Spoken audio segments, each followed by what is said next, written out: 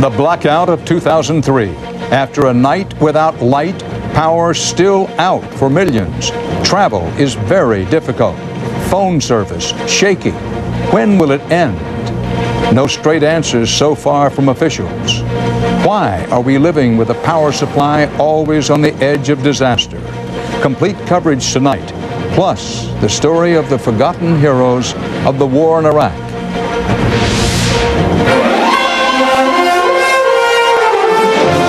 This is the CBS Evening News with Dan Rather reporting from CBS News headquarters in New York.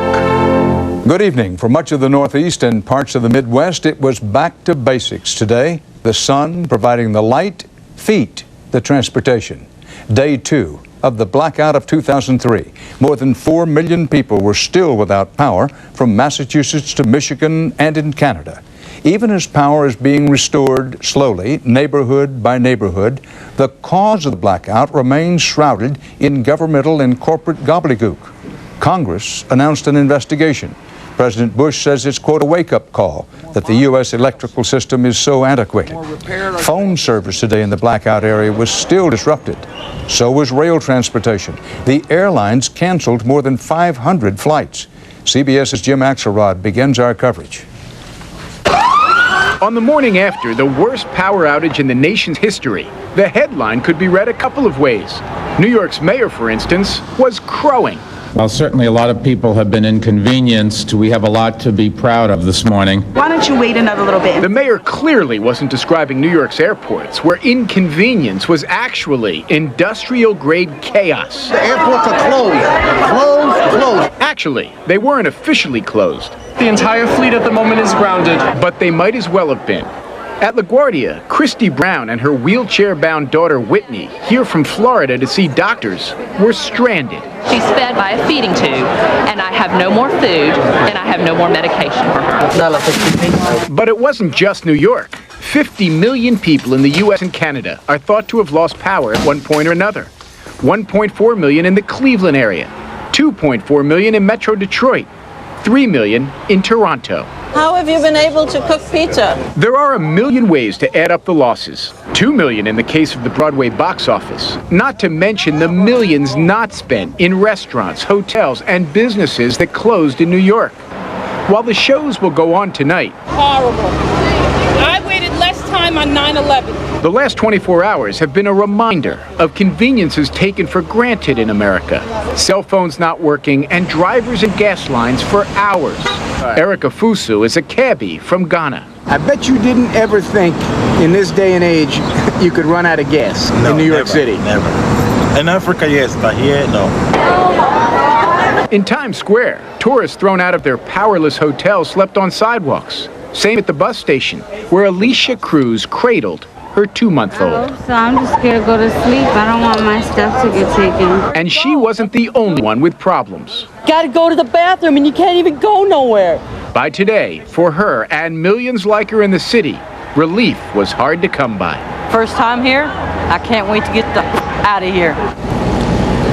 While power is expected to be fully restored here in New York City by the end of the day, that does not hold for everywhere. In Detroit, for instance, they're talking Sunday before things are fully up and running. And in Toronto, it could be Monday before the subways are operational. Dan? Jim Axelrod reporting live. Thanks. Power, transportation, food, phone service, gasoline, even water, all in short supply today in the blackout area.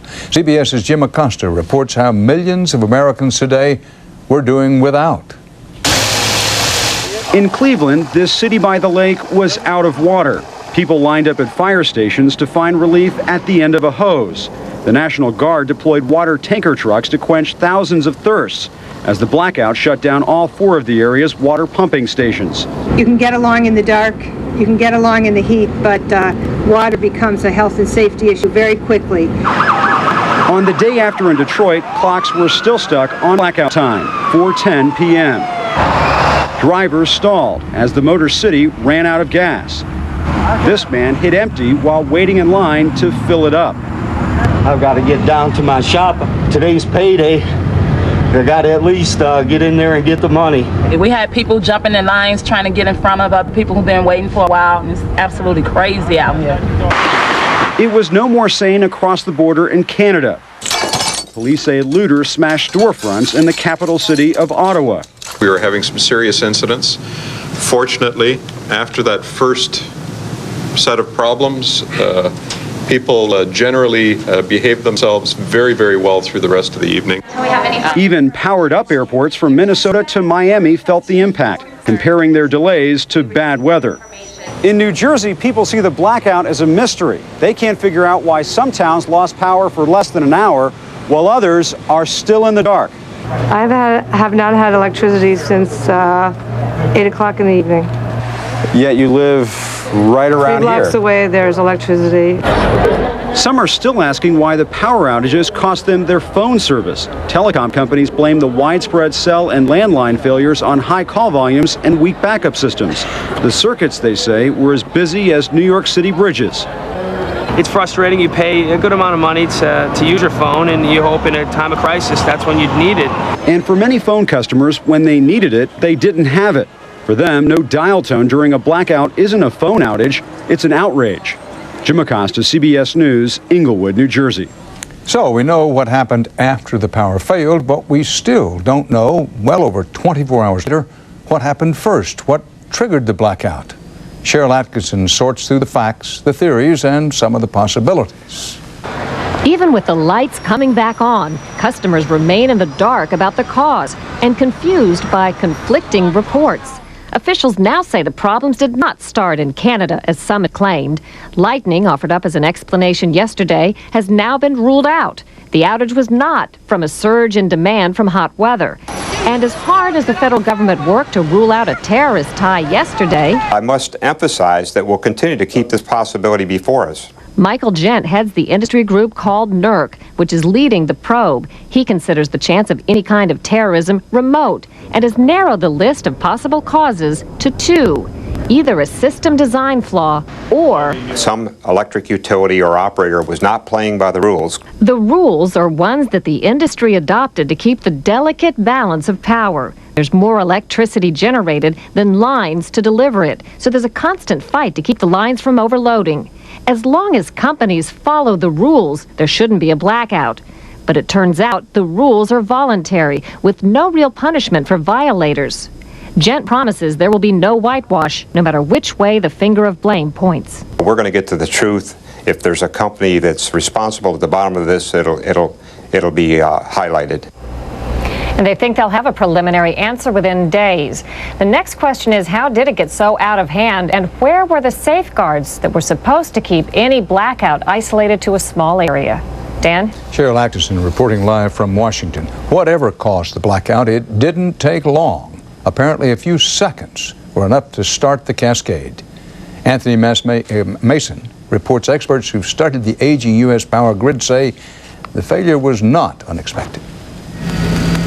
The power outages that swept across the Northeast yesterday didn't surprise the energy experts. They've been warning about them for years. I went from region to region as Secretary of Energy and said, blackouts may happen. New Mexico Governor Bill Richardson was Energy Secretary under President Clinton.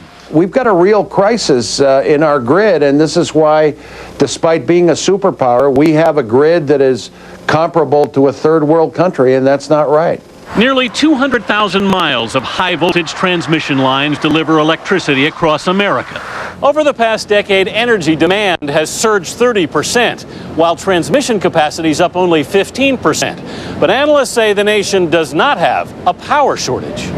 The system has more than enough power. Energy consultant Hofstoffer says in most regions of the U.S., there's actually too much generation capacity.